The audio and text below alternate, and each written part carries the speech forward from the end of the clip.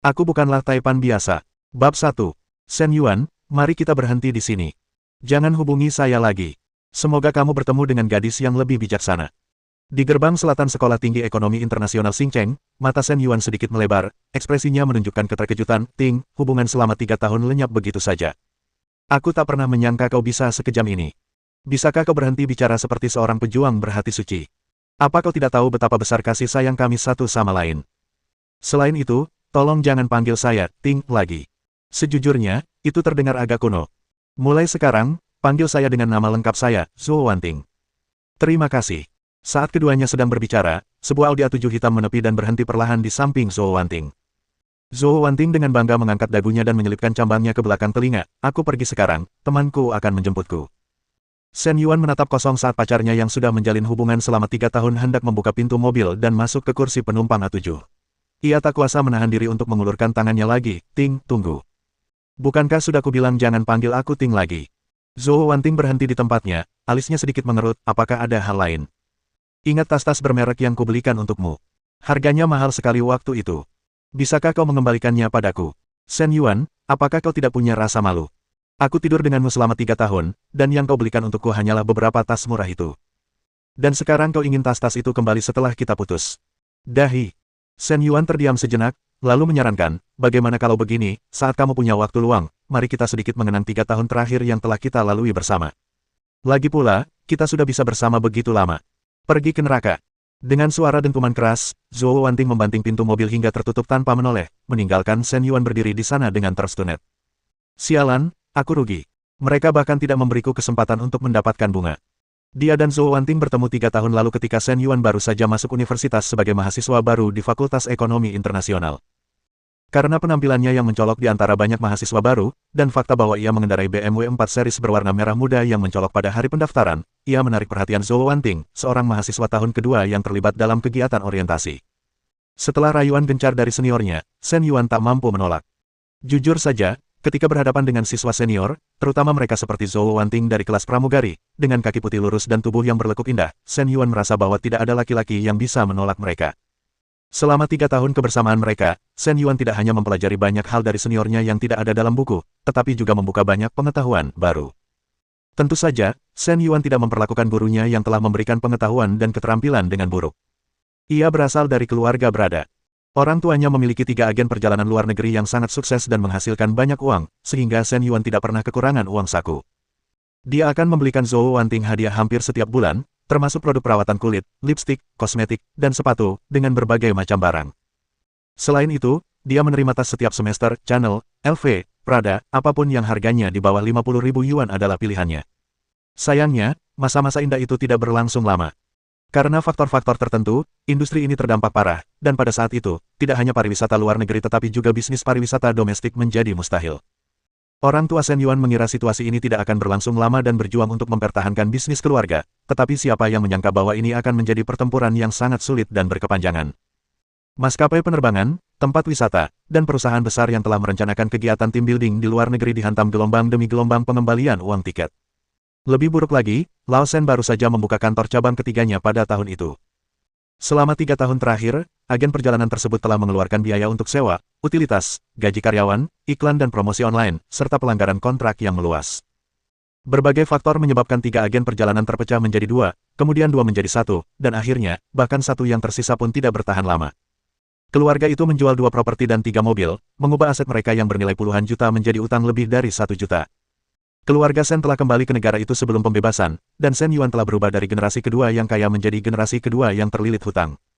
Ketika keluarga Shen Yuan bangkrut, Zhou Wanting sudah magang di sebuah maskapai penerbangan selama beberapa waktu. Dia memiliki kesempatan untuk bertemu banyak orang kaya di tempat kerja, dan insiden ini baru saja terjadi. Jadi, wajar jika dia menjaga jarak dari Shen Yuan. Zhou Wanting juga sangat cerdik. Awalnya, ia menggunakan jadwal kerjanya yang padat sebagai alasan untuk mengurangi pertemuannya dengan Shen Yuan, kemudian secara bertahap mengurangi frekuensi percakapan WeChat dan teleponnya, dan akhirnya secara resmi putus dengannya selama masa kembali ke sekolah. Sebenarnya, Shen Yuan tidak terlalu peduli dengan masalah ini. Lagi pula, mereka berdua bersama karena masing-masing mendapatkan apa yang mereka butuhkan, dan wajar jika Zhou Wanting pergi demi uang sekarang. Siapa yang masih mencintai dengan tulus di zaman sekarang? Dia hanya sedikit merasa kecewa dengan uang yang telah dia habiskan. Shen Yuan dulunya menghabiskan uang secara boros, memberikan tas bermerek dan membeli kosmetik kelas atas tanpa ragu-ragu. Sekarang, setelah seluruh keluarganya berdesakan di apartemen sewaan seluas 70 meter persegi, dia menyadari keseriusan masalah tersebut. Jika tidak, dia tidak akan meminta Zhou Wanting untuk mengembalikan tas itu, karena tas yang dengan mudah dia berikan saat itu sekarang bernilai setara dengan biaya hidup keluarganya selama beberapa bulan. Setelah menjadi debitur, hal pertama yang terjadi adalah penurunan drastis dalam standar hidup saya. Saya yang dulu mengendarai BMW kini naik bus, jarang pergi ke karaoke atau bar lagi, dan hanya berani makan makanan cepat saji. Lingkaran pergaulannya juga berubah. Sebelumnya, ia memiliki banyak teman minum yang biasa makan dan minum bersamanya, tetapi sekarang setelah mereka tahu keluarga Shen Yuan bangkrut, mereka semua menjaga jarak. Untungnya, Shen Yuan mirip dengan ayahnya, menerima segala sesuatu dengan tenang. Dia juga diajari sejak kecil untuk berpikiran terbuka dan optimis, sehingga dia bisa menerima kemunduran seperti itu. Singkatnya, hidup itu sulit, tetapi dia masih punya jalan untuk menjalani hidup, dan menurutnya, ada sisi positifnya, setidaknya dia sudah bisa melihat sifat asli teman-teman yang hanya ada saat senang. Setelah mengumpat beberapa kali dalam hati, Shen Yuan tersadar dari lamunannya, memasukkan tangannya ke dalam saku, dan bersiap untuk pergi. Tanpa diduga, jendela samping pengemudi A7 perlahan turun, dan seorang pria parubaya berkacamata dengan wajah berminyak menatap Shen Yuan dengan ekspresi sedikit angkuh. "Anak muda, kamu mau kemana?" "Mau aku antar?" "Tidak perlu, rumah saya dekat sini." Shen Yuan menggelengkan kepalanya. Apartemen yang disewanya hanya berjarak 4 halte bus, yang cukup nyaman. "Tidak apa-apa, lagi pula aku dan Ting Ting tidak terburu-buru. Mobilnya memang bukan mobil istimewa, tapi aku senang kau tidak keberatan," kata pria parubaya itu sambil tersenyum. Kelopak mata Shen Yuan berkedut, sambil berpikir dalam hati bahwa pria ini benar-benar sok. Terlepas dari model dasar, konfigurasi terendah Audi A7 harganya lebih dari 600.000 yuan, dan dia masih menyuruhnya untuk tidak mengeluh. Shen Yuan dengan mudah membayangkan bahwa begitu dia masuk ke dalam mobil, pria itu pasti akan menyerangnya dari segala arah. "Saudaraku, kau orang baik. Aku menghargai kebaikanmu, tapi rumahku memang dekat. Tidak butuh waktu lama untuk berjalan kaki ke sana." Secerca penyesalan terlintas di mata pria parubaya itu, tetapi di hadapan Zhou Wanting, dia masih berpura-pura bersikap sangat sopan. "Baiklah, kalau begitu hati-hati di jalan pulang." "Ya, Wanting adalah gadis yang baik, kita harus menjaganya dengan baik." Pria itu hendak berbalik dan pergi ketika dia mendengar ini. Awalnya dia sedikit terkejut, lalu dia terharu. Dia tidak menyangka bahwa mantan pacar Ting Ting ternyata cukup baik. Itulah yang disebut visi dan perspektif. "Jangan khawatir, aku akan menjaga Ting Ting." Pria parubaya itu menepuk dadanya, memberi isyarat tangan kepada Shen Yuan, lalu bersiap untuk menutup jendela mobil dan pergi. "Kakak, tunggu sebentar. Apakah ada hal lain?" Pria itu menghentikan pekerjaannya dan menoleh ke arah Shen Yuan. "Sebagai laki-laki, kita harus memberikan yang terbaik kepada perempuan. Wanting memiliki banyak kebiasaan, kakak, mohon perhatikan kebiasaan-kebiasaan tersebut." Shen Yuan mulai menghitung dengan jarinya. Pertama, dia suka memakai stoking Okamoto 001. Kedua, dia tidak suka stoking yang kualitasnya terlalu tinggi. Dia masih punya 2 set seragam perawat dan seragam polisi, tapi dia tidak membutuhkannya untuk saat ini. "Hei, saudaraku, tunggu sebentar, aku belum selesai." Melihat A7 melarikan diri dalam keadaan kacau, Shen Yuan bergumam pelan, "Sialan, aku baru saja sampai pada intinya." Menggigit. Sistem kehidupan sempurna telah dimuat. Pembawa acara, Shen Yuan. Usia, 21 tahun. Tinggi, 182 cm.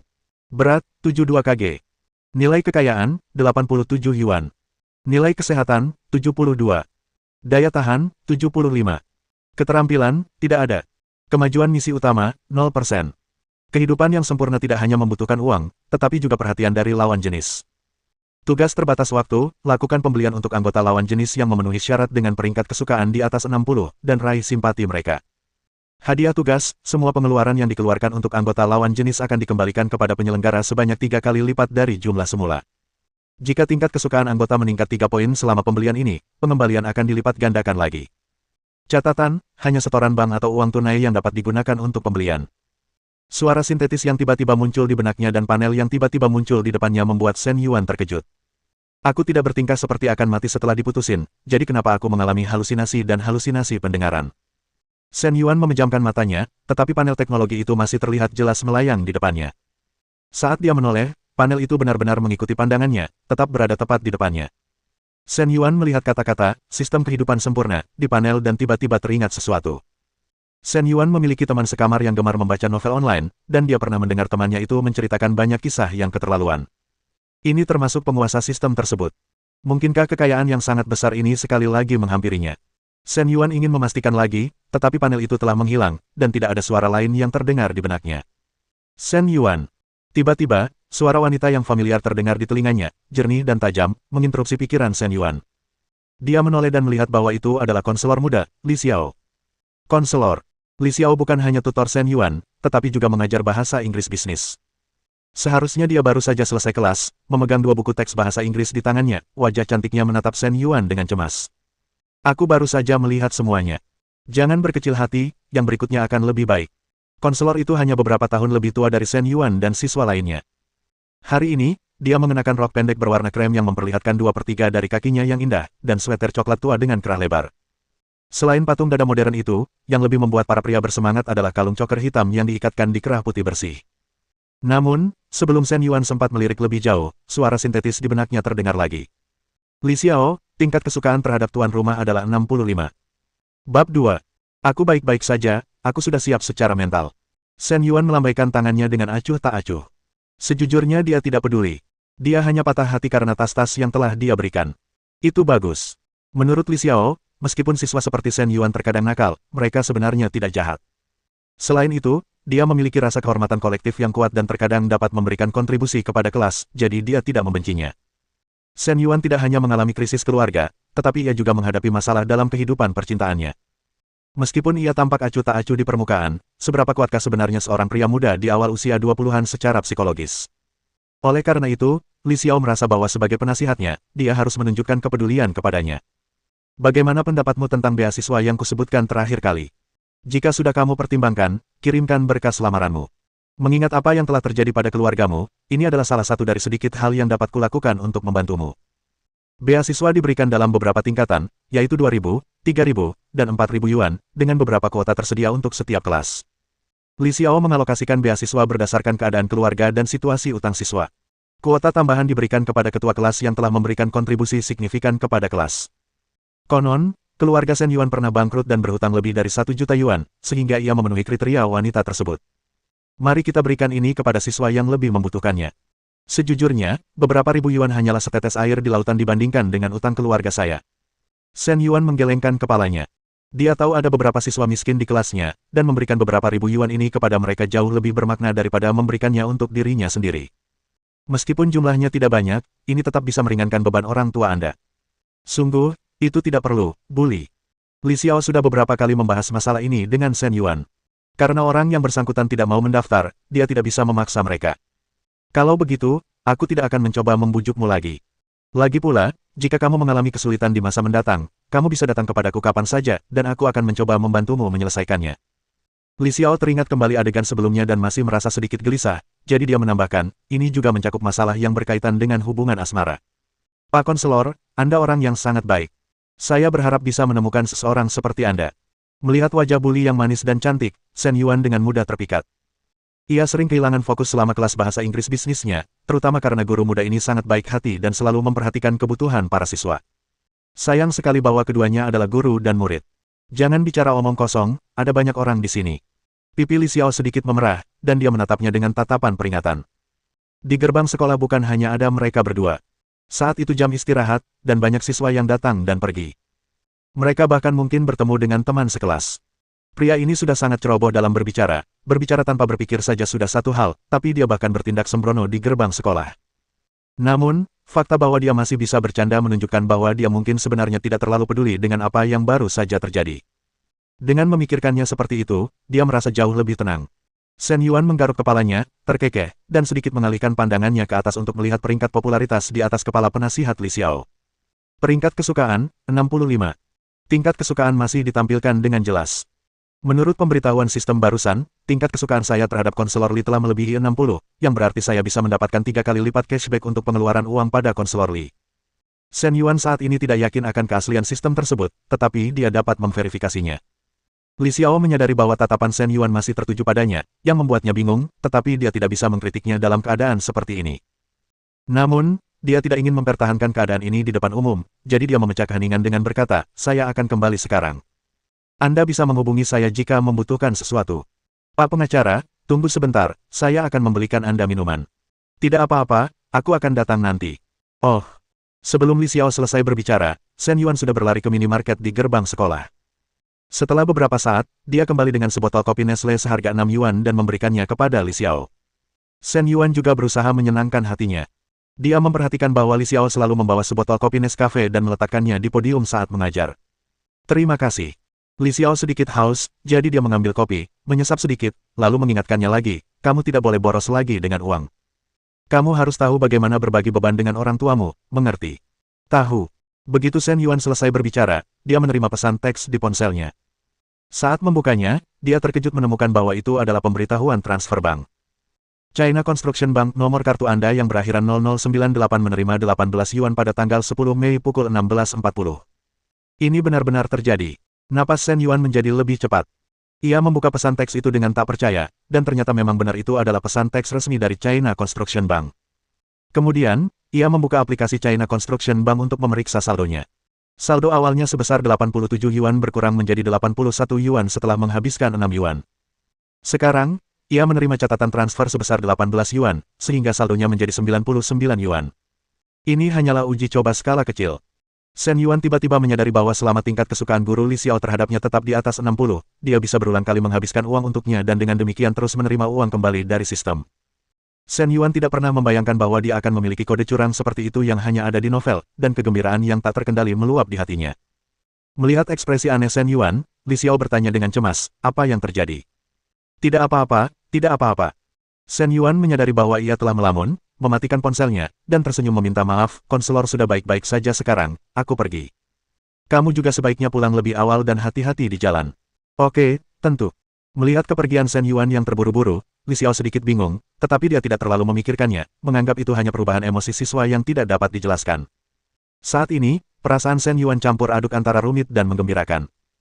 Pikiran bahwa ia memiliki kesempatan untuk melunasi hutang keluarganya dan kembali ke titik awal, atau bahkan menjadi lebih kaya dari sebelumnya, membuatnya sulit untuk tenang. Setelah menarik napas dalam-dalam beberapa kali, dia memikirkannya dengan cermat dan memutuskan bahwa tugasnya yang paling mendesak adalah memperoleh modal yang cukup untuk dibelanjakan pada wanita lawan jenis yang cocok. Seluruh tabungannya, ditambah uang kembali yang baru saja diterimanya, hanya berjumlah 99 yuan. Investasi awalnya terlalu kecil. Kapan dia akan melihat pembayaran uang kembali yang besar? Sistem tersebut mengharuskan pembayaran dilakukan secara tunai atau melalui setoran bank, tetapi modalnya terlalu kecil. Namun, Anda dapat menggunakan Alipay atau kartu kredit untuk menarik uang tunai, atau meminjam dari teman. Shen Yuan berjalan ke sudut kampus yang tenang, duduk bersila di bawah pohon, dan berencana untuk menarik uang melalui layanan Huobi Alipay. Tanpa diduga, sebuah pesan muncul di WeChat pada saat itu. Shen Yuan membukanya dan melihat bahwa surat itu dikirim oleh Zhou Wanting. Shen Yuan, pergilah ke neraka. Bab 3. Jaga sopan santunmu. Saya hanya mengingatkan pria itu untuk menjaga kesehatannya dan bertindak sesuai dengan batas kemampuannya. Shen Yuan mengetik dengan kedua tangan lalu mengklik kirim, tetapi yang mengejutkannya, balasan berikutnya yang dia terima adalah tanda seru merah. Pesan telah terkirim, tetapi ditolak oleh penerima. Apakah perlu memblokir saya? Bagaimana Anda akan menghubungi saya jika Anda merindukan saya di masa mendatang? Melihat tanda seru merah terang itu, Shen Yuan menggelengkan kepalanya lalu mulai mencairkan uangnya lagi. Shen Yuan memiliki limit kredit JB sebesar 20.000 yuan, limit kredit Huobi sebesar 9.200 yuan, limit kredit JD Baitiao sebesar 12.000 yuan, dan kartu kredit dengan sisa limit kredit sebesar 11.000 yuan, yang berarti dia dapat menarik total 52.000 yuan secara tunai. Dia punya teman di WeChat yang ahli dalam skema penarikan uang tunai, dengan biaya penanganan 3%. Ini berarti jika dia menarik uang tunai dari batas 10.000 yuan, dia akan menerima 9.700 yuan. Biaya penanganannya agak tinggi, tetapi Shen Yuan berpikir bahwa modalnya bisa menghasilkan keuntungan 200%, jadi dia tidak mempermasalahkannya. Dia menemukan seorang teman dengan nama panggilan Aada Z di daftar temannya, dan langsung menyampaikan kebutuhannya kepada orang tersebut. Orang itu kemudian mengirimkan kode pembayaran untuk Zifubao dan Jingdong. Setelah memindai kode tersebut, dia dengan cepat mentransfer 19.400 yuan. Kartu kredit memerlukan mesin pos untuk menggesek kartu fisik. Apakah Anda membutuhkan uang mendesak? Anda bisa datang ke IFC Mall. Toko saya tepat di seberang IFC Mall. Daze mengirimiku pesan, beserta lokasinya. IFC Mall adalah pusat perbelanjaan terkenal di Xincheng, dengan berbagai macam barang mewah. Melihat keempat kata itu, Shen Yuan merasa sedikit bingung. Dulu dia adalah pelanggan tetap di IFC Mall, tetapi sekarang dia berada di sana untuk mengambil uang tunai. Karena tidak terburu-buru, Shen Yuan memilih perjalanan ramah lingkungan, menempuh perjalanan bus selama 1 jam untuk sampai ke IFC. Toko Daze adalah toko reparasi ponsel kecil. Ketika Shen Yuan masuk, ia sedang menunduk, membongkar dan memasang kembali sebuah ponsel. Ia tampak berusia sekitar 30-an dan tidak terlalu tampan. Setelah Shen Yuan menjelaskan tujuannya, Daze mencocokkan pemuda di depannya dengan orang yang baru saja dia ajak mengobrol di WeChat. Tanpa banyak bicara, dia mengeluarkan mesin pos dan meminta Shen Yuan untuk menggesek kartunya. Sebaiknya lakukan 2 transaksi, dan sisakan beberapa ratus atau 1.000 yuan sebagai limit kredit di kartu Anda agar kemungkinan kartu diblokir lebih kecil. Bisa. Shen Yuan mengangguk, seperti yang diharapkan, para profesional menangani urusan profesional. Kartu tersebut memiliki batas kredit sebesar 11.000. Saya melakukan 2 transaksi dengan total 10.500. Setelah dikurangi biaya administrasi, saya menerima 10.185, sehingga tersisa batas kredit 500 pada kartu tersebut. Dia menarik total 29.585, ditambah 20.000 dari Jibei yang baru saja tiba, dan 99 dari Weixin. Sekarang Shen Yuan memiliki total 49.684. Jika Anda membelanjakan semua uang ini, Anda bisa mendapatkan cashback hampir 100.000 yuan. Shen Yuan sedang mempertimbangkan apa yang akan dibeli dengan uang itu, sementara Daze, yang berada di belakang meja kasir, dengan santai menambahkan, Anda juga bisa datang kepada saya jika membutuhkan pinjaman. Bibir Shen Yuan sedikit berkedut, kurasa aku tidak membutuhkannya, terima kasih. Daze mendongak dan mengamati pemuda itu, lalu berkata dengan tenang, sulit untuk mengatakannya. Dia sudah bekerja di bidang ini selama 7 atau 8 tahun dan telah bertemu dengan berbagai macam orang. Pemuda ini belum mengembangkan pandangan yang matang tentang konsumsi. Tiba-tiba meminjam begitu banyak uang jelas bukan hal yang baik. Siapa tahu, dia mungkin kehabisan uang dalam beberapa hari dan kembali meminta pinjaman lagi. Baginya, komisi dari pinjaman konsumen dan pinjaman kecil jauh lebih tinggi daripada komisi dari skema pencairan dana tunai. Menghadapi penjelasan Daze, Shen Yuan merasa agak tak berdaya, tetapi dia tidak bisa menceritakan tentang ayah sistemnya. Bahkan jika dia melakukannya, Daze mungkin akan menganggapnya bodoh. Dengan pemikiran itu, dia tidak berdebat dengan Daze dan terus mempertimbangkan masalah pengeluaran uang. Saat ini, satu-satunya anggota lawan jenis yang diketahui memiliki peringkat kesukaan di atas 60 adalah Guru Li Xiao, dan Shen Yuan berencana untuk terus menghabiskan uangnya untuknya. Tidak semudah itu menghabiskan 50.000 yuan untuk Guru Li Xiao dengan cepat. Dengan kepribadiannya, dia pasti tidak akan menerima hadiah mahal dari murid, apalagi karena Shen Yuan sudah dianggap sebagai murid miskin dari keluarga bangkrut di benaknya, yang akan membuatnya semakin menolak. Namun, jika diteliti lebih lanjut, selalu ada solusinya. Setengah jam kemudian, Shen Yuan keluar dari IFC Mall sambil membawa tas belanja LV. Baru saja dia menghabiskan sebagian besar uangnya di toko LV, dan sekarang dia hanya memiliki 9.884 yuan tersisa. Tas di dalam tas itu bernilai 39.800 yuan. Itu adalah koleksi musim semi LV tahun ini. Adapun alasan mengapa ia membeli koleksi musim semi padahal koleksi musim panas sudah dirilis, Shen Yuan memiliki alasannya sendiri. Sambil membawa tas belanja LV-nya, Shen Yuan menuju halte bus. Tepat saat itu, Daze, yang sedang merokok di depan sebuah toko di seberang jalan, melihat tas belanja LV di tangan Shen Yuan dan mencibir, dasar boros. Shen Yuan sama sekali tidak menyadari rasa jijik Daze. Ia pertama-tama naik bus selama 1 jam, lalu berjalan menyusuri jalanan dan gang menuju sebuah bangunan tempat tinggal biasa. Bangunan tempat tinggal ini memiliki 8 lantai dan merupakan rumah yang dibangun sendiri. Guru Li Xiao tinggal di lantai 6. Secara logika, kecil kemungkinan Shen Yuan mengetahui alamat rumah gurunya, tetapi secara kebetulan, apartemen sewaannya berada di lantai 5 gedung ini. Suatu hari, Shen Yuan pulang untuk makan malam dan bertemu Li Xiao dalam perjalanan ke lantai atas. Kemudian ia mengetahui bahwa Li Xiao tinggal di apartemen di atasnya. Shen Yuan pertama-tama membuang tas belanja ke tempat sampah di sebelahnya, lalu merobek labelnya dan membawa tas itu ke lantai atas. Ketuk-ketuk. Shen Yuan mengetuk pintu kamar 601 dengan lembut. Meskipun ada pintu di antara mereka, dia samar-samar bisa mencium aroma lembut di dalam, aroma khas rumah seorang wanita yang anggun. Aku penasaran apakah Guru Li punya pacar. Kalau iya, dan pacarnya ada di rumah, itu pasti akan canggung. Rasanya tidak pantas jika seorang mahasiswa laki-laki berkunjung sendirian dan membawa tas. Terdengar suara dentingan peralatan dapur dari dalam ruangan. Orang di dalam, mungkin mendengar ketukan, berjalan ke pintu dan membukanya, sambil berkata, aku lupa kunciku hari ini. Shen Yuan, itu kamu. Li Xiao menatap Shen Yuan dengan heran. Ia mengenakan celemek merah muda, memegang spatula di tangan kanannya, dan terdapat butiran keringat halus di dahinya. Di siang hari, Li Xiao masih tetap menjadi seorang guru perempuan yang pengertian, tetapi sekarang, saat memasak, dia memancarkan pesona yang lebih rumahan, tampak lebih seperti seorang istri yang baru menikah. Pak Konselor, permisi, apakah Anda sedang memasak? Shen Yuan memasang senyum polos, tetapi pikirannya melayang ke tempat lain. Barusan, Li Xiao berpikir bahwa keluarganya telah kembali tanpa kunci, dan nadanya sangat santai. Sangat mungkin dia sudah memiliki seseorang yang tinggal bersamanya. Sial, sayang sekali. Aku penasaran bajingan mana yang mendapatkannya secara cuma-cuma. Shen Yuan memikirkan hal-hal yang sama sekali tidak ada hubungannya dengan dirinya, namun ia justru menganggap pria itu sebagai musuh hipotetis. Namun, Li Xiao merasa bingung ketika melihat Shen Yuan. Meskipun mereka tinggal di lantai yang sama, mereka belum pernah berinteraksi. Untuk menghindari gosip, guru perempuan dan siswa laki-laki sebaiknya tidak terlalu sering berhubungan. Jadi, apa yang dia lakukan di sini? Lalu dia memperhatikan tas di tangan Shen Yuan dan bertanya dengan bingung, Shen Yuan, ada apa sih selarut ini? Pak Konselor, Anda telah merawat saya dengan sangat baik selama 3 tahun terakhir di universitas. Dulu saya berpikir bahwa itu wajar jika guru melakukan hal-hal seperti itu, tetapi dengan begitu banyak hal yang terjadi dalam keluarga saya baru-baru ini, saya perlahan-lahan mulai memahami bantuan yang saya terima dari orang-orang di sekitar saya. Jadi seharusnya saya sudah mengungkapkan rasa terima kasih saya kepada Anda sejak lama. Shen Yuan mengangkat tas itu dengan kedua tangan dan berkata dengan tulus, ini adalah tanda penghargaan kecil saya sebagai seorang murid. Anda harus menerimanya. Tidak, tidak perlu. Melihat tas itu, yang pastinya cukup mahal, Li Xiao dengan cepat menggelengkan kepalanya. Sebenarnya, apa yang kamu katakan tadi tidak salah. Sebagai konselor dan gurumu, sudah menjadi tugas saya untuk melakukan hal-hal ini. Tidak ada perlakuan khusus. Saya memperlakukan semua siswa secara setara, jadi tidak perlu seperti itu. Selama 3 tahun terakhir, melihat murid-muridnya tumbuh dari lulusan SMA yang naif menjadi orang dewasa yang matang dan siap memasuki masyarakat telah memberi Li Xiao rasa pencapaian yang besar dan membuat kerja kerasnya selama 3 tahun menjadi berharga.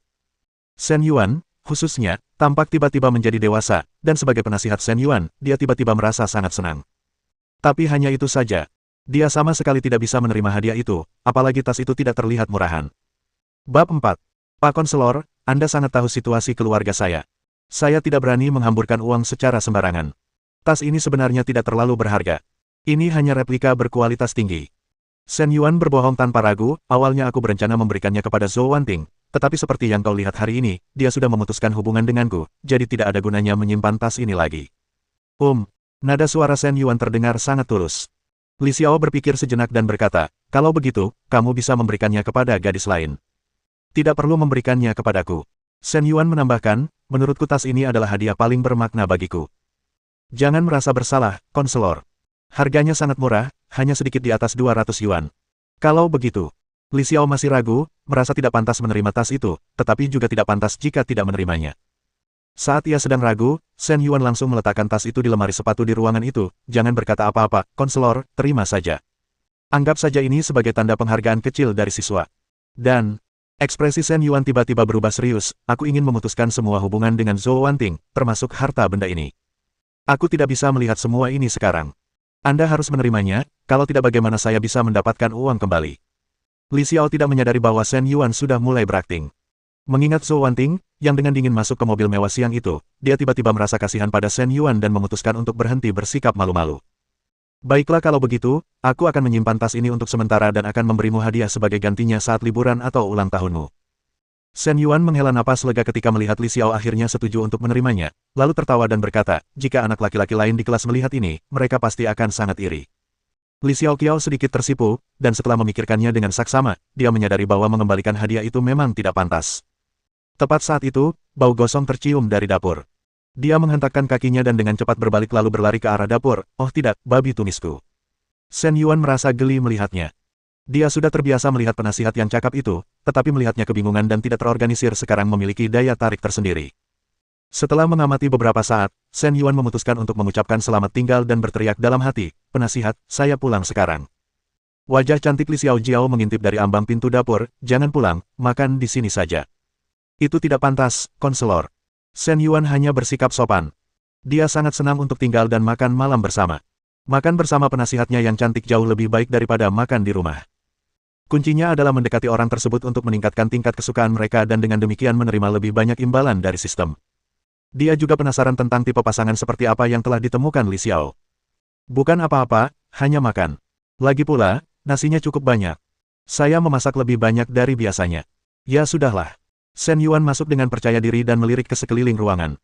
Ruangan itu mirip dengan tempat tinggal perempuan pada umumnya, tetapi relatif rapi dan bersih, tanpa perabot atau barang-barang yang tidak perlu. Jelas bahwa konselor Li Xiao biasanya cukup bersih. Aroma samar di ruangan itu sangat menyegarkan. Saya perlu ke kamar mandi. Setelah melihat sekeliling sebentar, Shen Yuan menyapa Li Xiao dan masuk ke kamar mandi. Dia baru saja memperhatikan beberapa detail kecil. Pertama, tidak ada sepatu pria di lemari sepatu, dan kedua, tidak ada pakaian pria di balkon.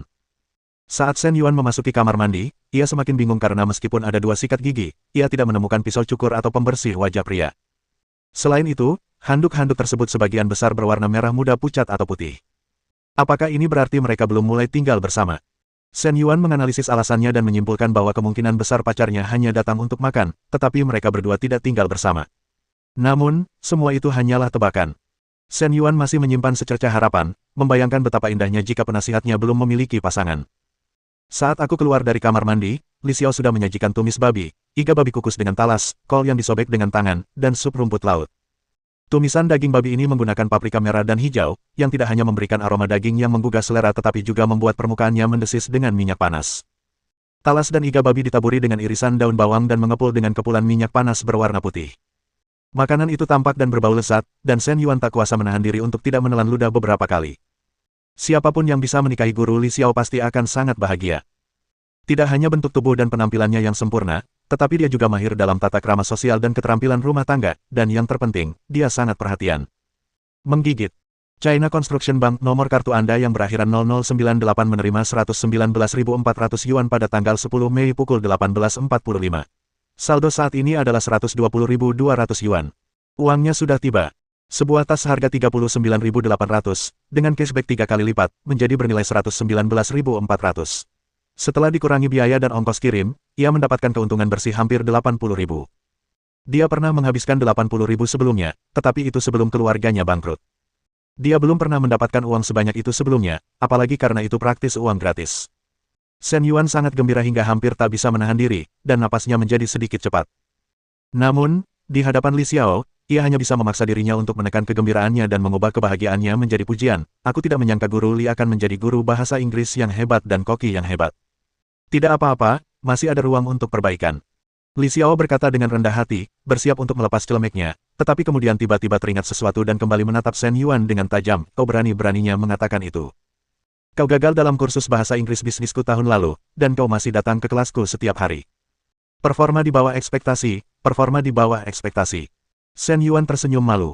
Namun, saat ini, celemek Li Xiao tampak seperti terikat simpul. Dia mencoba melepaskannya dengan tangan di belakang punggungnya, terlihat sedikit malu. Tubuh bagian atasnya sedikit condong ke depan, membuat dadanya yang menonjol semakin terlihat. Penasihat, izinkan saya membantu Anda. Shen Yuan menyadari kepura-puraan wanita itu. Tak perlu. Li Xiaogang hendak menolak ketika Shen Yuan bangkit dan mulai melepaskan simpul celemeknya. Keduanya berdiri berhadapan, begitu dekat sehingga Li Xiao bisa merasakan napas Shen Yuan. Dia merasa postur dan tindakan mereka terlalu intim, dan wajahnya langsung memerah.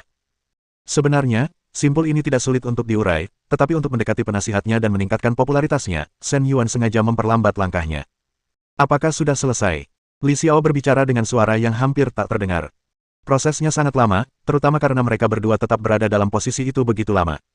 Segera, Shen Yuan berbisik di belakang cuping telinganya. Li Xiao merasakan gatal di telinganya, dan wajahnya terasa semakin panas.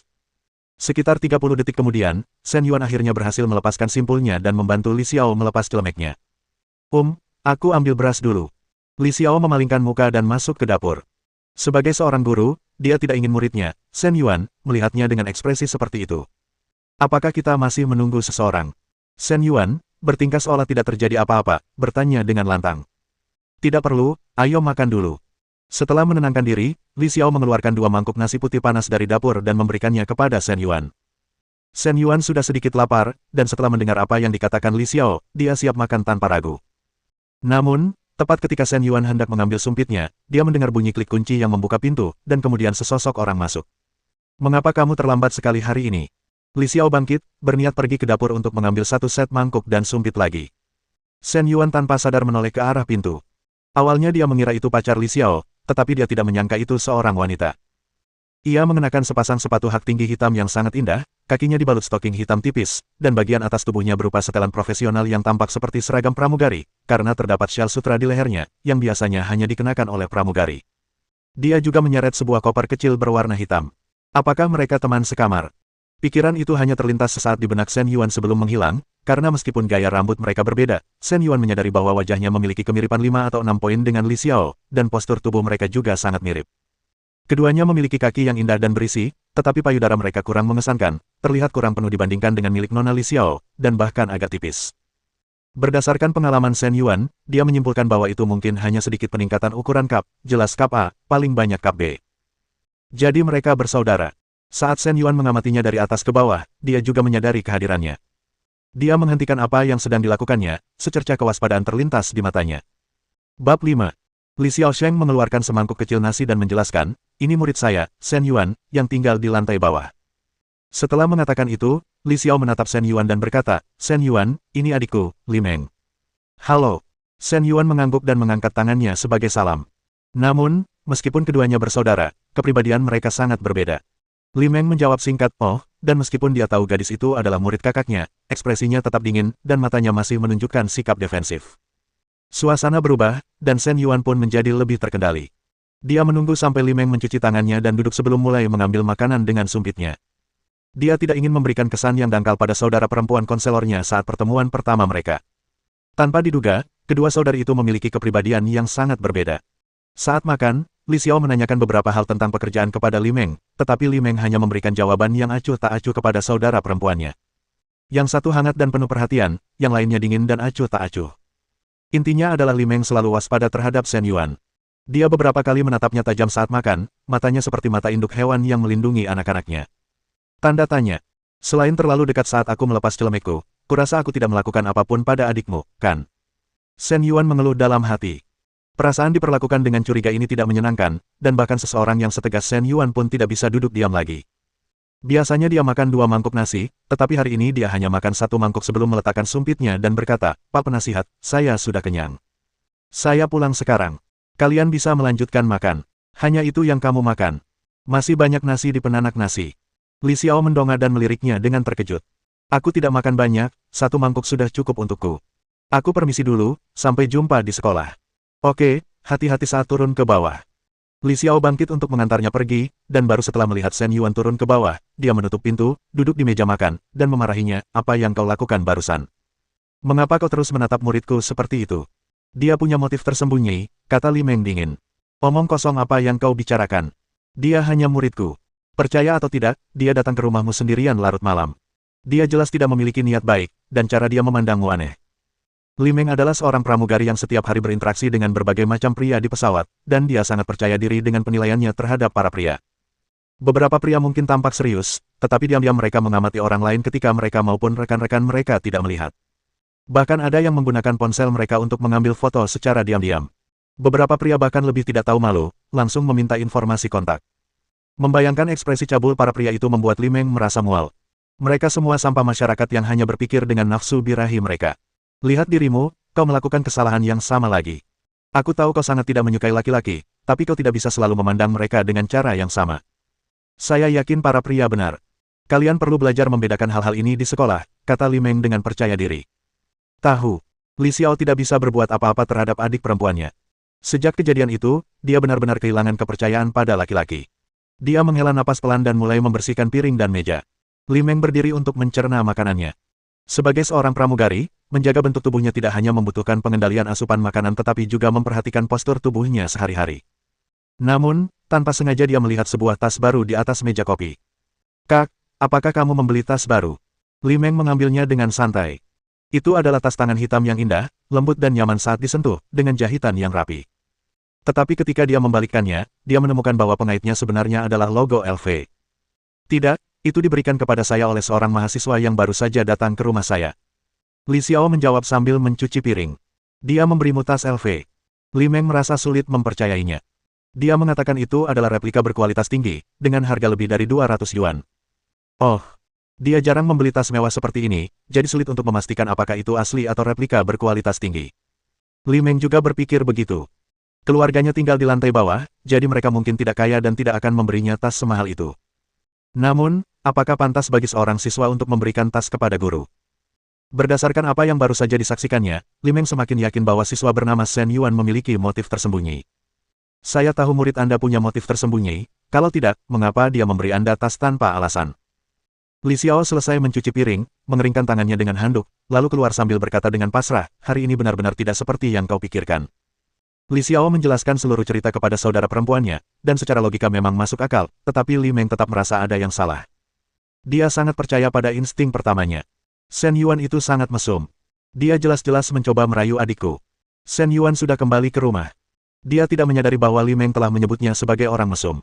Jika dia tahu, dia pasti akan menyangkalnya dengan keras. Bagaimana mungkin aku bisa menjadi orang seperti itu? Ayah, ibu, aku pulang. Shen Yuan mendorong pintu hingga terbuka seperti biasa dan berteriak keras. Kamu sudah kembali, jadi kenapa kamu berteriak begitu keras? Wanita parubaya di sofa, yang sedang menonton TV, menegurnya dengan belak-belakan. Hehe, aku cuma mau menyapa kalian. Shen Yuan sudah terbiasa dengan sikap ibunya, Li Hongjuan, dan tidak terlalu memikirkannya, karena bagaimanapun juga dia sudah lama menjadi orang dengan status terendah dalam keluarga. Bu, aku belum makan. Apakah masih ada makanan di rumah? Shen Yuan menepuk perutnya. Dia hanya makan semangkuk nasi di rumah Li Xiao di lantai atas, dan dia merasa ada sesuatu yang kurang di perutnya. Ada di kulkas, panaskan sendiri. Li Hongjuan menunjuk ke arah dapur dengan remote control, terdengar agak tidak sabar. Makan sisa makanan. Shen Yuan agak ragu-ragu, bagaimana kalau kita masak satu lagi? Putramu jarang pulang. Masaklah sendiri.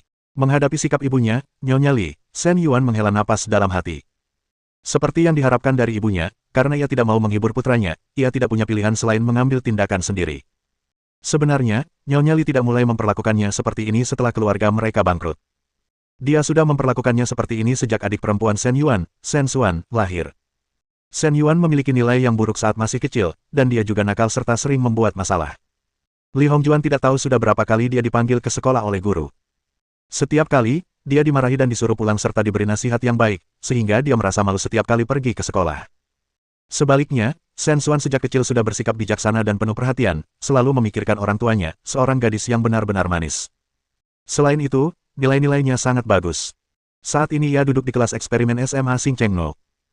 Dua dan diharapkan diterima di Universitas Tsinghua dan Universitas Peking. Ibu Li selalu tampil percaya diri saat menghadiri pertemuan orang tua guru. Katakan padaku, bagaimana mungkin kamu tidak lebih menyukai salah satu putra atau putrimu daripada yang lain? Untungnya, Shen Yuan sudah terbiasa. Jika suatu hari Nona Li tiba-tiba bersikap baik padanya, dia akan merasa tidak nyaman.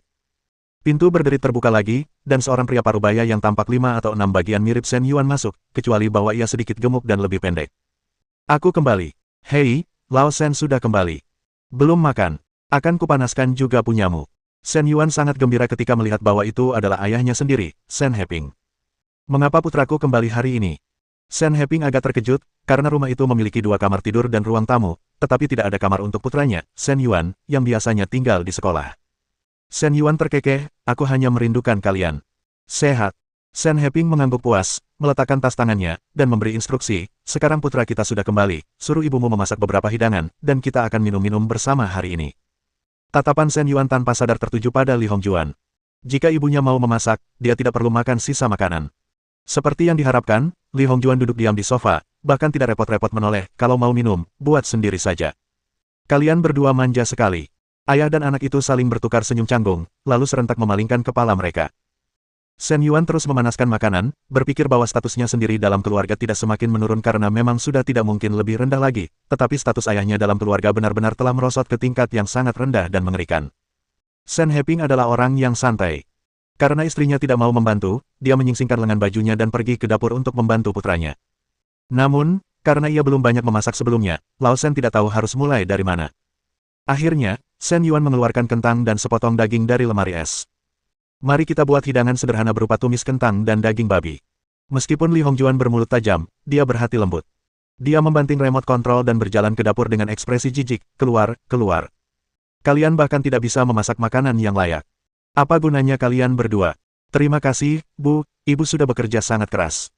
Shen Yuan terkekeh, meletakkan kentang yang sedang dikupasnya, dan bergegas keluar dari dapur. Di ruang tamu, Shen Heping memberikan sebatang rokok kepada Shen Yuan. Shen Yuan biasanya tidak merokok, tetapi karena ia jarang pulang, ia berencana untuk berbagi sebatang rokok dengan ayahnya. Dia hendak menyalakannya ketika Shen Heping menggelengkan kepalanya, adikmu tidak suka bau asap, ayo kita merokok di balkon. Shen Yuan terdiam sejenak. Ia telah kembali untuk waktu yang langka, tetapi pada akhirnya, ia tetap kecewa.